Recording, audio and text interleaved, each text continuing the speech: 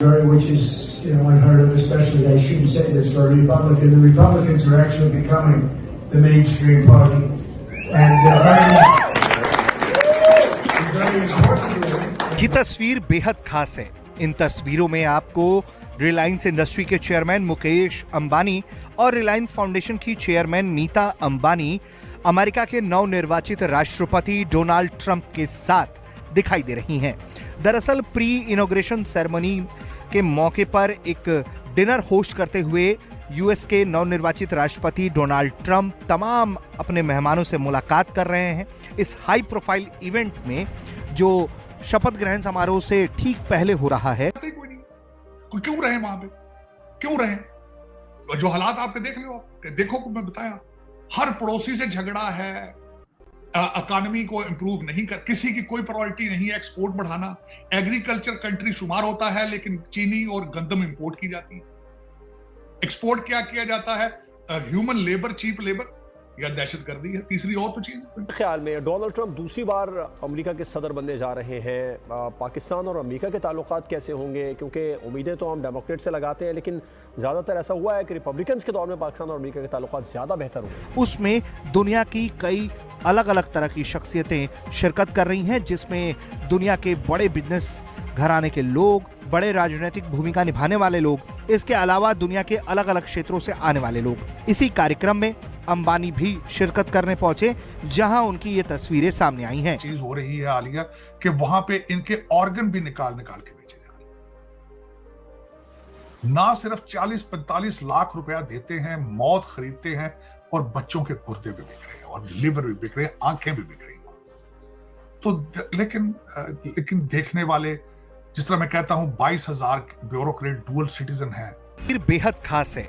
इन तस्वीरों में आपको रिलायंस इंडस्ट्री के चेयरमैन मुकेश अंबानी और रिलायंस फाउंडेशन की चेयरमैन नीता अंबानी अमेरिका के नवनिर्वाचित राष्ट्रपति डोनाल्ड ट्रंप के साथ दिखाई दे रही हैं।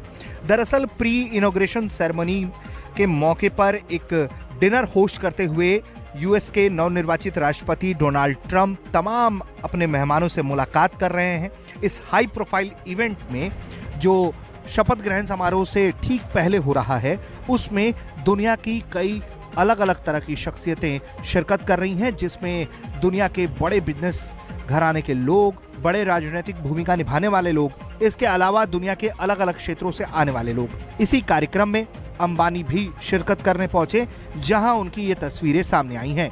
हालांकि इस दौरान रिलायंस के चेयरमैन की क्या बातचीत अमेरिकी नवनिर्वाचित राष्ट्रपति डोनाल्ड ट्रंप के साथ हुई है, ये तो सामने नहीं आ पाई है, लेकिन इन तस्वीरों में दोनों की भाव भंगिमा को देखकर समझा जा सकता है कि अमेरिका और भारत के बीच का जो कनेक्ट है वो कितना मजबूत है और कितना शानदार है। ख्याल में डोनाल्ड ट्रंप दूसरी बार अमेरिका के सदर बनने जा रहे हैं।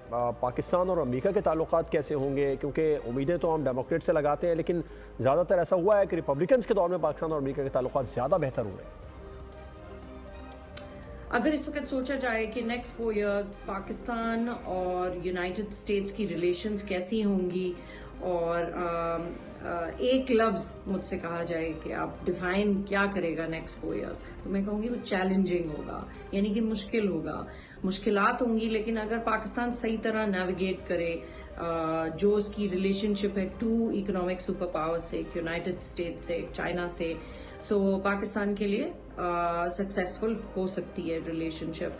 पहले कहते थे कि रिपब्लिकन्स पाकिस्तान के लिए अच्छे होंगे, जो ट्रेडिशनल रिपब्लिकन्स हैं वो अभी भी पाकिस्तान उनके दिल से करीब है, और वो इंटरेस्टेड है कि पाकिस्तान में क्या हो रहा है, क्या हम इम्प्रूव कर सकते हैं रिलेशनशिप्स। अभी सेनेटर लिंडज़े ग्राहम से मेरी पाकिस्तान के बारे में बात हो रही थी, तो देयर इज इंटरेस्ट हाउस में भी, सेनेट में भी। पुराने पाकिस्तान के फ्रेंड्स भी हैं, लेकिन ये बहुत जरूरी होगा समझना कि प्रेसिडेंट ट्रंप का नेचर क्या है। उनका नेचर अनप्रिडिक्टेबल है, which makes him, people are afraid of that character trait जो उनकी है।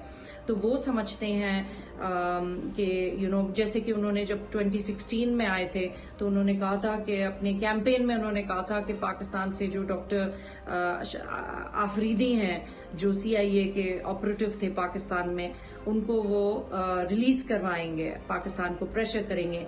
जब वो इलेक्ट हो गए तो वो भूल गए उसको, उनकी प्रायोरिटी नहीं रही।